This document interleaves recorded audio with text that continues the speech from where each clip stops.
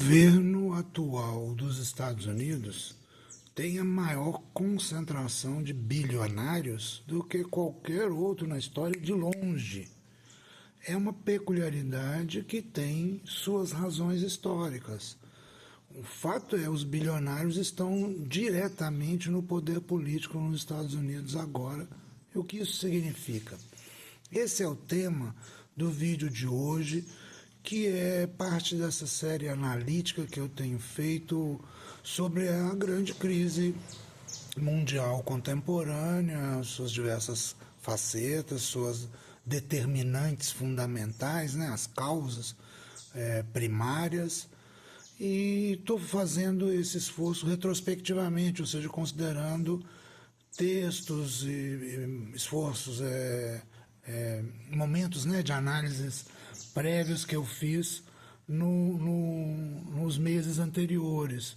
Chegamos agora ao mês de março de 2025 e é uma sala de situação, são análises conjunturais nesse período. O foco aqui é a economia e a vida social, a organização sociopolítica mundial, a geopolítica, portanto, né?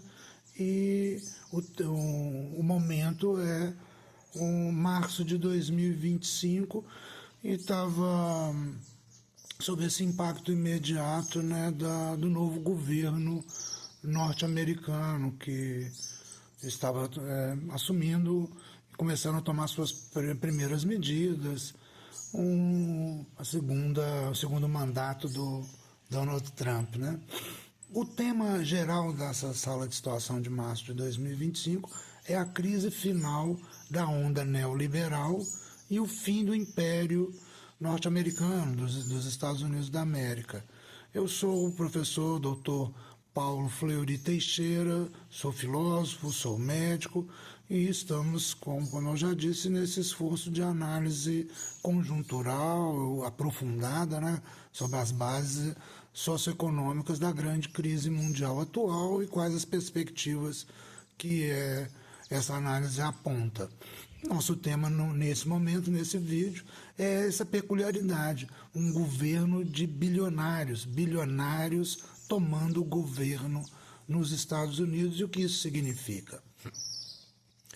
No curso dessa grande crise econômica em que nós estamos, a crise do fim da grande onda liberal das últimas décadas, a onda neoliberal no sistema econômico capitalista mundial, né?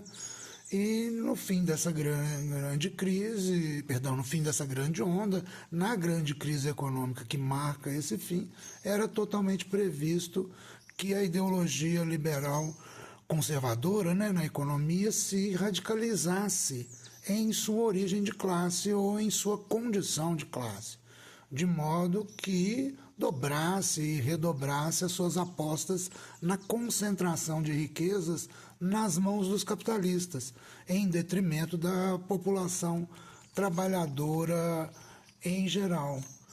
A ideologia, nesse momento, apela ainda mais para o espírito animal, entre aspas, né, do empresário, aumentando a ideia de valor e poder dos líderes empresariais vitoriosos na competição do mercado. Nada pode ter mais valor ideológico para o capitalismo do que a visão do vitorioso no mercado, os líderes empresariais como sendo os condutores natos da produção e, portanto, da vida social. Isso parece natural no sentido de que, seja como for, eles tiveram o mérito de vencer no cenário da mais intensa competição. E existem muitas razões para que seja assim, né? Mas é preciso ter em mente sempre que o período do liberalismo clássico, ou puro, ou radical, ou como queiram chamar, de fato já passou há muito tempo. Estamos em um processo de socialização da produção e da vida social como um todo, e todas as grandes certezas do liberalismo econômico, ou mais objetivamente do capitalismo liberal, já foram derrotadas na história. É muito importante, absolutamente fundamental reconhecer, no entanto, que nada é linear em nenhum sentido pleno, tudo realmente é ondular, tudo existe em ondas. Podemos, portanto, reconhecer um processo histórico de socialização no sistema capitalista mundial, que, no entanto, anda em ondas, em ondulações e, portanto, em alguns momentos históricos, toma o sentido oposto, de acentuação do liberalismo conservador na economia, na vida real, no mundo todo. E estamos justamente no fim de um destes momentos de retomada do liberalismo na economia capitalista mundial, de acentuação do capitalismo. Na sua essência, o capitalismo liberal, conservador, se você quiser chamar dessa maneira. Nesse momento histórico atual, da crise final desta grande onda neoliberal, como é de se esperar, os seus capitalistas e seus representantes, no que toca à distribuição da riqueza e do poder, redobram a aposta na liberdade, entre aspas, ilimitada do mercado, no poder ilimitado do mercado, dos capitalistas, dos líderes capitalistas. É muito emblemática aquela reunião, aquela cerimônia, aquela foto do Trump com os grandes líderes das Big Techs logo depois de assumir o governo, né? Assim como é muito emblemático um número de mais de 15 ou próximo de 15 bilionários no governo atual, quando em geral você tem 1, 2 em cada governo nos Estados Unidos. E é realmente muito peculiar que sejam agora os próprios capitalistas, então, a exercerem diretamente o poder nos Estados Unidos. Nada mais evidente, do meu ponto de vista, estamos no ápice da crise e os atores principais não podem, não querem mais deixar na mão dos seus representantes profissionais o poder. Não podem e não querem, né? Acumularam realmente tanto poder, os grandes capitalistas estão realmente tão completamente ligados ao Estado norte-americano que não precisam e não querem mais ocultar isso. Não querem porque precisam de tomadas de decisões mais agressivas ou drásticas, dada a situação de crise que não se resolve no capitalismo mundial, especialmente nos grandes países ricos, né, hegemônicos do sistema capitalista mundial. A gravidade da situação é tão grande que eles precisam tomar as rédeas da política nacional mais diretamente em suas mãos, no centro do capitalismo mundial, que é os Estados Unidos. A crise já se arrasta, pelo menos, desde 2007, 2008, né? E o que é que eles estão fazendo? Apostam reiteradamente, ou apostaram, né, nos últimos anos, desde esse período, reiteradamente, e continuam apostando agora, em maior acúmulo, em maior concentração de riqueza e poder para dar solução à crise que, no entanto, foi causada pelo maior acúmulo e concentração de riqueza e poder. E correlativamente, né, pelo empobrecimento relativo e até mesmo empobrecimento absoluto das massas trabalhadoras no sistema, em geral, mas especialmente nessas grandes economias ocidentais, na Europa e nos Estados Unidos, propriamente. Ninguém pode negar, hoje, né, já ninguém mais pode negar esse resultado desagradável e fúnebre do neoliberalismo. Promoveu o neoliberalismo o desenvolvimento da produção, do comércio, das finanças mundiais, mas concentrou riquezas absurdamente e empobreceu massas humanas nos próprios países centrais da economia mundial. E agora, no entanto, mais uma vez, nesses próprios países, eles estão apostando novamente em mais do mesmo para solucionar os problemas que foram criados por isso mesmo. Não vai dar certo, obviamente, né? A necessidade econômica, por seu lado, indica que teremos que superar essa onda neoliberal, né? A onda liberal do momento, que promoveu a intensa concentração das riquezas no mundo todo, dos Estados Unidos à China, que todo mundo em geral esteve envolvido nessa grande onda neoliberal com essas características. E, de fato, nós já estamos neste sentido, andando nesse sentido de mudança dessa onda neoliberal para uma nova onda socializante no sistema. Os dados que eu tenho já indicam que a desigualdade parou de crescer na China, por exemplo, já desde 2014 e está tendendo a se reverter no presente. E recentemente a gente tinha até alguma tendência positiva nesse sentido também nos próprios Estados Unidos. Mas agora, no entanto, os Estados Unidos se colocaram no sentido contrário, né? De maior concentração de renda e poder nas mãos dos ricos, dos mais ricos capitalistas. É por isso que o Trump foi eleito e é esse o seu norte político-econômico, e é por isso que tantos capitalistas estão diretamente em pastas no governo norte-americano agora. Eles querem mais liberdade de exercício do seu poder e maior concentração dos recursos nas suas mãos. Como contrapartida, estão dispostos a fazer a massa trabalhadora aceitar, mesmo que seja temporariamente, ainda mais perda de serviços e de renda, de recursos e de dignidade.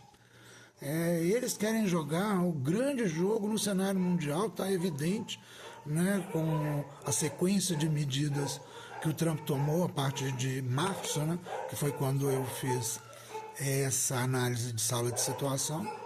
E eles têm, obviamente, suas razões para isso. Eles estão numa situação de crise econômica sem solução dentro do próprio Estados Unidos, dentro da Europa, e assim vai. Eles sabem que estão perdendo, os bilionários. É tão incrível isso que os maiores vencedores do mercado mundial saibam com certeza que estão perdendo. E por isso estão buscando tomar o poder do Estado diretamente em suas mãos para tentar dar um jeito na crise. Não vão conseguir, não podem, e vão, ao contrário, aumentá-la. Eles vão tomar mais recursos das classes médias e abaixo das médias, que já estão empobrecidas nos Estados Unidos, diretamente enxugando mais os serviços públicos do Estado e indiretamente como resultado das medidas de proteção à indústria local. Isso foi antes do grande tarifaço, mas já estava se anunciando alguma coisa assim, em detrimento da competição e da integração produtiva mundial, que trazem benefícios para as grandes massas trabalhadoras ou populares em geral. Isso com certeza aumentará as pressões inflacionárias e de desaceleramento da economia nos Estados Unidos e mundo afora. Especialmente a gente está notando essas tendências, como eu estou frisando, nos países ricos, os países da aliança hegemônica dos Estados Unidos, seja incluindo, além da Europa, Japão, Coreia, né? A guerra comercial que os Estados Unidos lançaram contra a China e que agora se intensificou no segundo mandato do Trump, né, com grandes aumentos de tarifas de importação, é característica desse período da grande crise econômica e dessa grande mudança de hegemonia no centro de poder capitalista mundial. Em qualquer outra situação que não fosse essa situação de crise deste modo, isso é muito importante as pessoas notarem, teríamos justamente o inverso. O centro do poder no sistema capitalista é expansivo, deve ser expansivo e liberalizante. Essa é a lógica fundamental, o motor correspondente ao motor próprio do sistema capitalista. Ampliar mercados e não liberalizar o comércio. Então, num momento de desenvolvimento, né, da economia, o centro de poder no sistema capitalista tem que exercer, ou deve exercer, essas funções expansivas e liberalizantes. Deve fazer o que for necessário, incluir até guerra, né? Em favor da liberdade de comércio e empreendimentos mundiais, mas não para impor barreiras e restrições. Isto é característico de uma reação à crise, à incapacidade de resolver as crises econômicas que estão, de certo modo, corroendo a economia e a vida social, como eu estou reiterando, nesses próprios países ricos. Há exemplo, ou um exemplo disso, foram as guerras do ópio no século XIX. Elas foram realizadas para liberalizar o mercado da China para o comércio inglês. Já a guerra do ópio atual, a guerra do fentanil, a grande guerra comercial e daí derivando para ações militares dos Estados Unidos, ela está sendo realizada para fechar o mercado norte-americano para produtos externos, especificamente chineses. É um longo ciclo que se fecha agora, um ciclo histórico, com certeza, está se fechando. Em ambos os casos, isso é preciso destacar, merece análises específicas, né? O ópio era apenas uma marca. Ninguém, nem os ingleses estavam preocupados objetivamente, nem a coroa chinesa exatamente estava preocupado com o ópio, estava preocupado com a abertura ou fechamento dos mercados próprios para a invasão de produtos externos ou não, e é essa preocupação que hoje tem, curiosamente, como eu disse, dando uma volta imensa, né, no processo histórico. Essas são as preocupações claras do governo norte-americano. Ele não pode mais competir no mercado aberto internacional. Então tem que estabelecer barreiras protetivas para todo lado, especialmente contra a China, que é o grande antagonista na economia mundial e na geopolítica atual, né? O liberalismo, isso também é de fundamental importância a gente entender, o liberalismo econômico conservador, chegado nesse extremo da crise, ele vai negar necessariamente, de bom grado, todos os seus dogmas, vai agir de maneira protecionista, como já fez antes, vai defender o protecionismo, vai defender as restrições ao livre mercado, vai agir de maneira belicista, vai optar pela economia da guerra como uma saída, vai agir de maneira imperialista, vai defender e impor restrições ao livre comércio e integração econômica mundial, vai se tornar nacionalista e, ao fim, vai buscar as guerras como soluções.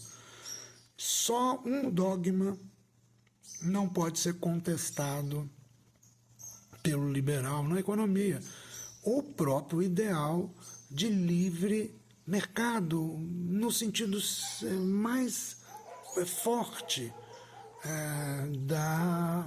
do jogo de interesses, do conflito social, econômico-social que marca a economia capitalista. Qual é esse? O ideal do livre exercício do poder econômico capitalista. Isso, desde o seu início, foi um grande marco doutrinário do liberalismo, ou seja, não se pode ou não se deve estabelecer limites ao poder econômico do capitalista. A acumulação de riquezas não pode ter barreiras, e o poder daí derivado não pode ter barreiras. Então, mesmo que negue todo o restante do laissez-faire, do laissez-passer, a doutrina liberal não vai negar este dogma central. E por conta da preservação dele é que vai ter que negar todos os outros nessa busca desesperada para encontrar na concentração de riquezas, no acúmulo de poder na mão dos grandes capitalistas, a solução para o problema que foi criado por isso mesmo. Não pode dar certo. É o que eu estou falando e é o que a gente está vendo acontecer agora nos Estados Unidos, o que representou, na minha análise naquele momento, e se corroborou na sequência, esse governo de capitalistas bilionários que a gente tem hoje nos Estados Unidos. Nós vamos seguir nessa análise nos próximos vídeos, buscando a interpretação desse tema central, a grande crise do fim da onda neoliberal, a crise final, né, da onda neoliberal e o fim do Império dos Estados Unidos. Por hoje é só. Até a próxima.